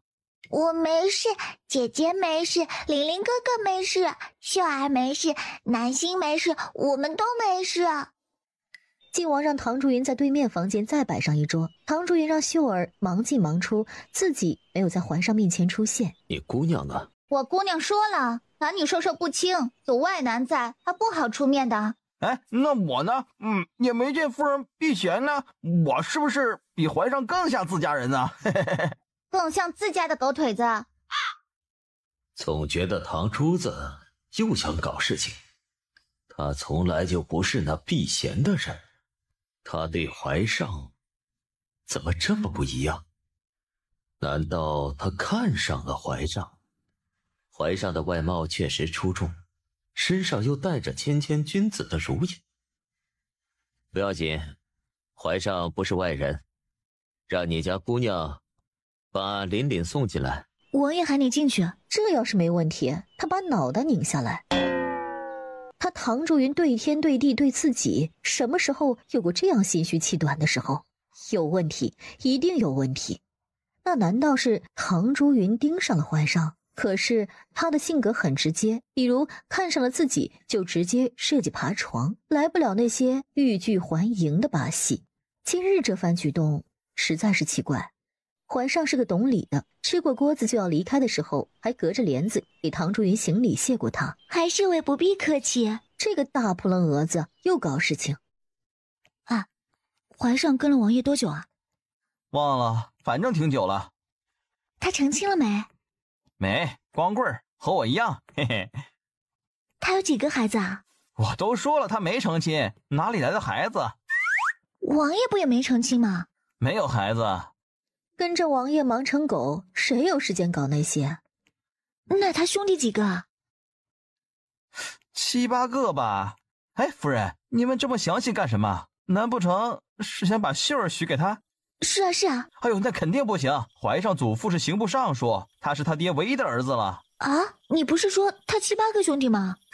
堂兄弟也算兄弟啊，又没分家。他们这一房啊，就怀上一个，而且呀，怀上的爹早早就没了。他娘啊，定然是要给他找个名门贵女成亲的，不像我，没人管，我娶谁我娘都不管的。哦，完了，有一个寡妇的娘，一心指望儿子出人头地，这种多半很苛刻，对血脉也执着，肯定留子屈母那种。哎，您别问了，秀儿啊是不可能跟怀上的，跟我还差不多。哦，唐竹云对怀上很上心，他一点都不相信唐竹云说什么给秀儿问的鬼话。秀儿那咋咋呼呼的性格，给宋景阳都不行，更何况怀上。他不信唐竹云不清楚，他分明是替自己问的，毫无疑问，他对怀上上了心。难不成他还以为做了自己的女人，还能再嫁给怀上？他想得倒美。不是，这比粗制滥造。改天父王让人给你画一批好的来。可是孟姨娘说这是最好的狐笔呀。但是他没有见识。好了，继续画吧。父王，我画完了，你要帮我题字的。好。明日他决定去问问唐伯欣，比如怀上的发展前景到底如何，做了副统领那又是什么官？知己知彼，百战不殆，就这么决定了。大哥，我是来问你的，不是让你问我的。都说女人一孕傻3年，为什么他觉得孟雨兰怀上了，自己大哥先傻了？唉，套话失败，回头还是问琳琳吧。哎，我怀疑妹妹啊又发病了。阿云有什么救急吗？岂止是有救急，是要命的花痴病啊！不可能，阿云怎么可能见异思迁呢？哎呀，我就怕她自己不觉得是见异思迁。哎，你觉得她喜欢王爷吗？那倒没有，但是我还是觉得他不至于做出那样糊涂的事情来。我也觉得不至于，但是不怕一万就怕万一啊。玉兰，你是嫂子，有些话呀，还是你劝劝他吧。这有则改之，无则加勉嘛。好，这原本也是我分内之事，大爷放心。你叫我什么？伯欣。姑娘，你知道吗？阮安若嫁出去了。啊？阮安若难道嫁给了他那个流放岭南的表哥，嫁鸡随鸡，嫁狗随狗了？当然不是了，她做了七皇子的小妾了。想到七皇子那阴晴不定、阴阳怪气的傻缺样子，这俩人很般配。祝他们相爱相杀，虐恋情深，挖眼挖肾挖子宫，别再祸害别人了。可是阮安若显然并不这么想，她现在只能做个最卑贱的小妾，是拜谁所赐？正好七皇子也想寻晋王晦气，这俩人一拍即合。其实这才是阮安若能进七皇子府的原因。他和七皇子说他能帮忙对付晋王，因为他知道唐竹云的很多事情，比如唐竹云和清风来往甚密，包括后来唐竹云给清风提供补肾丸的事情。这天，唐竹云把药交给了秀儿，只要银票，不要像上次那样鼓鼓囊囊一大包银子拿回来，太显眼了。没有碎银子，零头就先攒着，记住了吗？知道。姑娘太厉害了，这都是白花花的银子呢。你小点声，王爷还在呢。晋王最近不知道怎么回事，也不去上朝，也不出去了，天天在家里待着，不知道想干什么。干什么？你们干什么？做什么？活腻了吗？宋爷，不是不给您面子，而是我们收到举报说有人卖不干净的脏药，这不就抓了个正着？放屁！谁说这药不干净了？每次他都盯着姑娘洗好多遍手，所有的药材他都自己帮忙处理好几遍。谁说脏，他和谁急。不干净的脏药，药都是治病救人的，不干净的是人心。这些药是流到青楼的，是不是？谁跟你说是流向青楼的？我的亲王爷，您来了。官兵们给晋王行礼，他们一松手，秀儿就噔噔噔噔地跑回来，躲到晋王身后。王爷，他们想抢您的药。王爷，姑娘配的药，我怕把您吃坏了，所以打算拿出去让人给看看。结果他们就来抢。秀儿，你名副其实，实至名归。王爷，属下等是听说这药乃是不干净的药，请您允许属下把这些药带回去查验，否则无法交差。可以，这是本王服用的药，如果你们查出有问题，也是帮了本王的忙。秀儿，给他们。得虚成什么样子啊？需要这样的大补啊！第二日，药被送回来。同时，一个消息震惊朝野：晋王不行，全靠补药。怪不得他要唐竹云那名声尽毁的女子。原来唐竹云还有这等神药。也有人真心想求药，王爷都用的药，肯定错不了。男人用药不可耻，不行才可耻。买药去，求路子。王爷，我错了，我再也不给清风供药了。为什么不？以后交给宋景阳，让他去送。本王倒要看看谁敢再查。破罐子破摔，你不是一向很擅长？怎么，本王就不能用这招了？能，您能，您嘴婆，您使劲摔，全天下都知道您肾虚了，摔吧摔吧。再给本王准备一些药，本王要留着送人。啊，好。其实这药真的不是脏药，也有强身健体的功效，就是服用量的大小。您打算送给谁之前和我说一声，我根据年龄和身体状况告诉您该怎么服用。怀上怎么服用？怀上年纪轻轻就不行了，那琳琳她倘若知道，岂不是志在必得？这就受不了打击了。不对啊，像七皇子那种，一眼看过去就知道那是他潜在超级 VIP 客户，但是怀上那体格，怎么也看不出来虚啊。王爷在开玩笑吧？我看怀上身体很好啊。是你了解他，还是本王更了解他？不是，王爷，男人从来不会承认自己不行的，就是和亲爹都不能承认啊。和您就更不会了，除非你俩有一腿。啊，不能，怀上喜欢的是女人，也不好说。那晚他其实很粗暴，一点耐心都没有。难道当时他和晋王发生了矛盾？唐竹云脑补出了一大段狗血恩怨纠葛，这女人怎么能如此恬不知耻？唐竹云，在，给您，都给您。您要给怀上吃就给他吃，你俩干什么我管不着啊。你要是敢对怀上有什么想法，别怪本王不近人情。不敢，绝对不敢啊！我现在就去给您取药。你们上层人会挖。不必了，本王不要了，你给本王安分守己。放心，我一定安分守己，生是王爷的人，死是王爷的死人。秀儿一听唐竹云让她给怀上送药，立刻跳起来道：姑娘，我可不去，您这样可太不厚道了。我怎样不厚道了？王爷都被您弄得不好了，您还想勾三搭四？谁弄的？我什么时候弄他了？当然是您了，现在全京城都知道王爷不行了，您不得负责任吗？要不是为了帮您兜着，能这样吗？那我怎么负责啊？给王爷生个儿子，谣言不攻自破。您看，您和孟姨娘几乎同时出门进门，人家都怀上了，您呢？你没看到我们睡2个屋子吗？孟姨娘和大爷也睡2个屋子啊。败了败了，就让这个死丫头送个药，怎么反过来还催生了？而且秀儿，你倒戈了呀！你快去吧，这是王爷的意思。王爷想给怀上送药。您早说呀，原来是给王爷跑腿儿，那我去。哎，不对，宋景阳呢？怎么不让他去呢？不行，这是王爷专门给怀上的，怕宋景阳吃醋。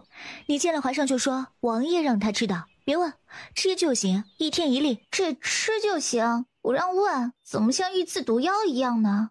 揣着药去找上怀上，怀上见到秀儿的时候还有些吃惊，这不是王爷那里的丫鬟吗？等他听完秀儿的来意后，更是一头雾水。可是秀儿已经跑远了，这真是王爷给他的药，而且还不让问，也不好直接去问王爷，所以他找了宋景阳。王爷给你的药，我没听说啊，是不是有人想使坏啊？是府里那个丫鬟叫秀儿的给我送的。哎，走，别猜了，直接问王爷去，王爷在呢。晋王听说后面色冷峻，本王没有。那就是秀儿自作主张了。这是什么药啊？哼，补肾的药。我去问问秀儿，为什么给怀上不给我啊？我和他不更好吗？好，唐竹云，你很好，你果然盯上了怀上，还敢打着本王的旗号行事。唐竹云油盐不进，他救不了了。然而有人能管得住他。晚上，晋王把唐竹云喊到了自己书房。你让人打着我的旗号去给怀上送药？是啊，不是您说的想要给他药吗？那本王之后又说不用的话被你吃了。我以为您不好意思麻烦我，我想为您排忧解难嘛。怀上来告诉您了，他有没有说效果怎么样？很好。这么快就见效了？他如果还想要的话，我这里免费无限量供应。对了，王爷，现在宋景阳出去送药，这银子，您看什么时候方便的时候给我结算一下？哼，给你结算一下？你不知道，你现在人都是本王的吗？你以为本王1个月给你100两月银是白给的？亏得还以为晋王帮自己端着烫手的锅，愧疚又感激，没想到他直接把锅端走了，占为己有。王爷，要不咱们28分？19可以考虑。我9，您1。你说呢？给你1成，爱要不要？这是强盗啊！不要真就1个子儿都没有了。你到底为什么给怀上送药？是不是看上他了？王爷，不是这样的，绝对不是啊！如果您这么想，那我以后绝对不再见怀上。他是在保护怀上，他竟然也会有这样的时候，很好。你是本王的侍妾，你知道我也看不上你。哼，谢谢，彼此彼此。我若是把你赏给怀上，倒也不是不可以，甚至如果你能帮我个忙，给他做正妻，也不是不可以。王爷，您怎么能这么坑手下呢？您明明知道我都生过孩子了，主动往怀上身边凑，他脑残啊！要是变聪明了，很好。他教不好的，就让他父兄来教。第2天，秀儿来喊唐竹云，说是孟玉兰找他。嫂子，是不是我哥惹你生气了？没有，真没有，真没有。大爷待我极好的。这是要干什么？浩云，你说实话，王爷对您不好吗？啊，没有啊，我们这就隔着一道墙。要是真不好，你也不能不知道啊。当然，你们好，我是最后知道的。关起门的事情真不好说。你实话实说。这就是实话呀。王爷虽然不爱笑，有时候也挺凶的，但是啊，他都是嘴上凶。再说，我这般自由散漫的性格，也就王爷能纵着我了。那你怎么看怀上呢？怀上？嫂子，是不是有人跟你和我大哥说了什么？难道是怀上来试探了？没有，就是听说王爷有个属下最近回来了，也经常跟在王爷身边，所以才问问。啊，我不太熟，话都没说几句。就有一次，王爷说给他送点补肾的药，我就让秀儿去送了。后来王爷又不承认，怪我自作主张，我也没和他吵。除此之外，再也没什么了。那定然是王爷误会了。他误会什么啦？王爷以为你对怀上有意，又不好意思直说，就让你大哥同你说说。靖王这个告状精，他竟然……那是王爷误会了，这件事情我会和他解释的。大哥，你别藏着了，我都看见你了。大哥，你出来了，有正事要说。然后唐竹云看到了自己的父兄从内室出来，而屏风后站起来一个高大的身影，是靖王。这厮竟然……王爷，我早就说过，阿云不会做这种事情。您看，虽然身份尊卑有别，但是阿云安分守己，却被王爷平白无故扣上这样一顶大帽子。王爷，这件事情您打算怎么办？婆媳说的不错，王爷，小女粗鄙，然而把她送到您身边也不是我们的本意啊。虽然双方都是为了将就，但是小女尽到了本分，王爷却一味猜疑。既然王爷如此不喜，那就请和微臣一起到皇上面前，恳请皇上收回成命。爹，大哥，你们都别激动啊。那看起来这件事情只是一场误会，是本王冒失了，还请唐大人不要见怪。你误会了我，和我爹道歉，小妾没人权啊！看起来他在家人面前也没有一句实话。我先回去，你在家里多待一会儿，陪陪家人。阿云呐，晋王吃软不吃硬，你不要和他拧着来。这事情啊，实在是你办的，让人想入非非呀。你那么会哄人，稍微用点心就能把他哄得团团转。还有怀上，你不会真的看上他了吧？大哥跟你说啊，绝对不行。我为什么要留下？爹知道让你给王爷做妾委屈你了，可是之前的事情，算了。你如果实在不愿意，那爹也就豁出去这张老脸。爹，我没不愿意啊。王爷对我不错，你们不用为我担心啊。今日是因为我的事情，您和大哥才没有去忙吧？那正好，既然大家都在，有件事情我想说一下，是凛凛的事情。阿云，你走，你回去伺候王爷，唐家的事情不用你管。凛凛是我的儿子。大爷，有话好好说啊。大哥，够了，5年多了，过年凛凛都6岁了，你为了我耽误了前程，我改变不了，我不能再看你为了我同嫂子生了嫌隙。你那么在意她，为了她连前途都不要了，一定也舍不得她伤心啊。不用你管，你走。大哥，凛凛是我的儿子，不是你的。罢了，这笔糊涂账啊，就算在外人面前不扒开，也该让雨兰知道了，否则呀，太委屈她了。老爷，玉兰不委屈的，能跟着大爷，能帮大爷伺候你，是我的福气。凛凛怎么就成了唐竹云的儿子？唐竹云自己把事情始末说了。嫂子，你知道，虽然你名分有缺，但是我是把你当嫂子的。你肚子里怀着的是我大哥第一个孩子，也是目前为止唯一的孩子。你不要误会大哥。阿云，你怎么能这么糊涂呢？嫂子，过去的事情后悔也来不及了。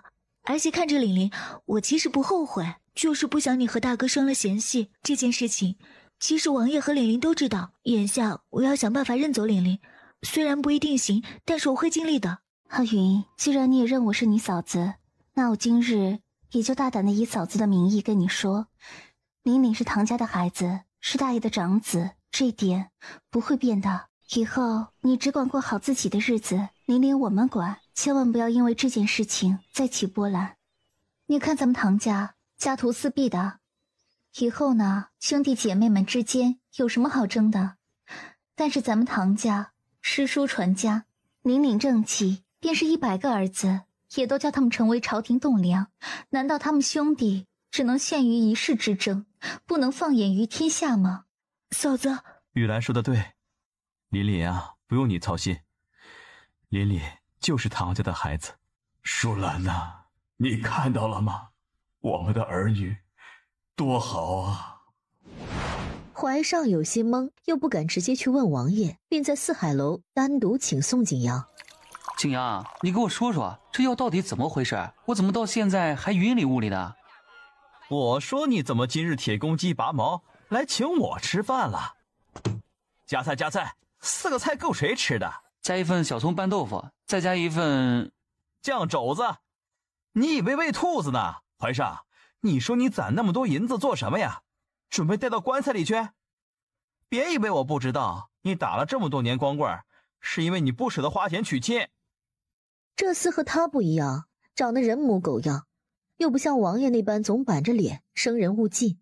所以便是从前两人都跟着王爷的时候，也是怀上女人缘最好。宋景阳表示很不服气，但是从前的事情也就算了，现在秀儿给怀上送药，宋景阳越想越气。偏偏他去问秀儿，秀儿说他有病，但问题他有病，咋不给他送药？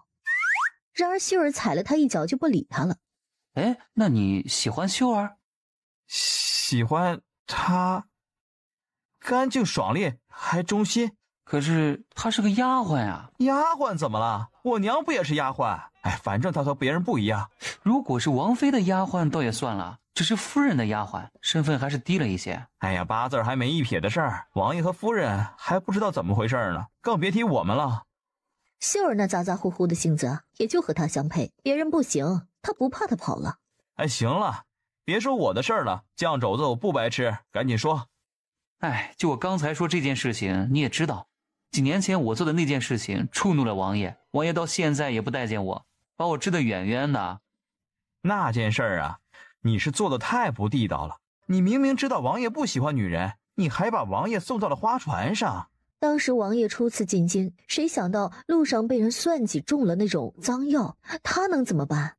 他还花了100两银子买了个干净的青瓜，花船上带着浅粉色花都是青瓜。这100两银子后来因为王爷震怒，也根本没有报销，他甚至不敢再提，更不敢问王爷那青瓜到底清白不清白，也不知道这100两银子是不是物有所值。这件事情已经成了怀上的心病。更惨的是，接下来他经常被王爷外派，心里觉得王爷还因为那件事情而生气，花了银子还倒霉，怀上快要憋出内伤了。要是我啊，直接把王爷往那水里一扔，什么药性解不了啊？吃过了夫人做的饭，再吃外面做的，嘿，都成了将就了。那你别吃了，快和我说说这药的事情。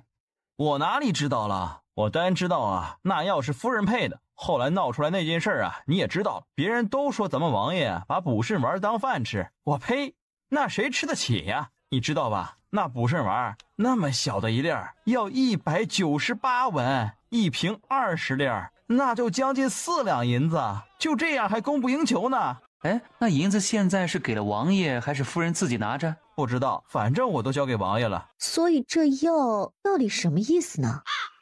王爷，我没喜欢怀上，我只是爱屋及乌，您懂。只要你答应本王一件事情，我可以让你嫁给怀上。这句话还作数？求求了，如果我做错了事情，请用法律惩罚我，别用孩子的亲爹来吓唬我啊！胆小，谢谢王爷。只要您帮我一个小忙，我那日进斗金的不胜丸生意，所有收益都给您，怎么样？哼，年纪轻轻脑子就坏了。本王不是说了，你的就是本王的吗？你拿本王的东西给本王谈条件。我是王爷的，那我的事是不是也是王爷的事情？王爷，其实这件事情对您来说一点也不难啊。您看，您也知道玲玲是我生的，现在我嫂子又怀孕了，总不能让玲玲一直占着我大哥长子的名分啊。什么时候庶子还要分个高低贵贱了？唐伯欣以后娶亲之后生的嫡子才最贵重。话不能这么说啊，我也想照顾玲玲，我不求把她认回来，那认个养子行吗？我自己养，肯定不会花王爷的银子。想都别想。他在想什么呢？他原本想和唐竹云说，把凛凛和嫣然的亲事定下，凛凛这孩子错不了。没想到唐竹云根本不接茬，更没想到的是，他竟然想把凛凛认到名下。那凛凛和嫣然就是名义上的兄妹，根本没有可能。对您能有什么坏处呢？你死了这条心，本王还没死，轮不到你找养子养老送终。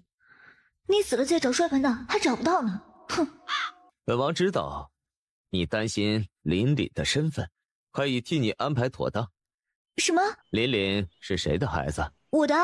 本王说的是那个男人。哦，他也不知道啊。他要是说不知道，靖王估计得问他到底有过几个男人，而且还是同时。不行，哪怕有过100个男人，对现任都只能说有一个。说实话，要不别怪本王不帮你。是个来卖东西的货郎，我跟着他私奔，后来钱花光了，他就不要我了，我只能自己回家。蠢货！嗨，你要是知道前生为了点银子就跟着人辗转几百里去了花船上，那更得疯了。那人现在呢？哼，你父兄也是废物。王爷慎言。那货郎知道你怀孕了？不知道。黑灯瞎火，他连那个男人都没看清楚，直接就被压住了。那男人也不知道他真面目，更不能关心后续了。谁上个花船还得想着负责。那就好。什么？哈，本王说的是可以给琳琳安排个养父，实际上由我教养。这样的话，你的担忧就迎刃而解了。饭可以乱吃，话不能乱说。爹难道就能乱认了？我的条件就是让琳琳和嫣然定亲。刀，我40米长的大刀呢？那我想问问王爷，嫣然的生母又是谁啊？这世界小着呢，你想，万一琳琳的生父和嫣然的生母其实是兄妹呢？绝无可能。反正我不愿意，我自己的儿子有娘就够了，要那样一个爹做什么？也不稀罕沾别人的光。王爷要是没事，我就先出去了。有一点我和您一样，除非我死，否则我不会给琳琳定娃娃亲。不行，狗王爷这边走不通了，他夸下了海口，现在就被啪啪打脸。实在不行，琳琳还得在唐家先苟着。好在孟雨兰深明大义，让兄嫂之间解开隔阂，也不算一事无成，被他绕进去了。退一万步讲，就是琳琳生父和嫣然生母是兄妹又如何？表兄妹不能做亲，有病。听到孟雨兰又喊他去，唐竹云不由脸红。大爷回来说，过2天大长公主府还有赏花宴。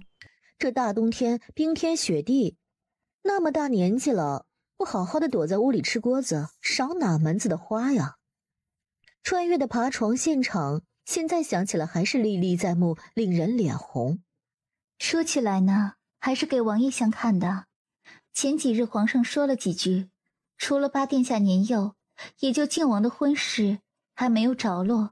阿云，你不要担心，我教你应对。我是有点担心，嫂子，上面中医的人选都有哪几个？有长宁侯府的孙七姑娘，大学士府的窦四姑娘，吏部尚书府的梁三姑娘。行，我记住了。你有想法了？哈，这个多简单啊！我都搞好关系，以后管他谁进门，都别为难我。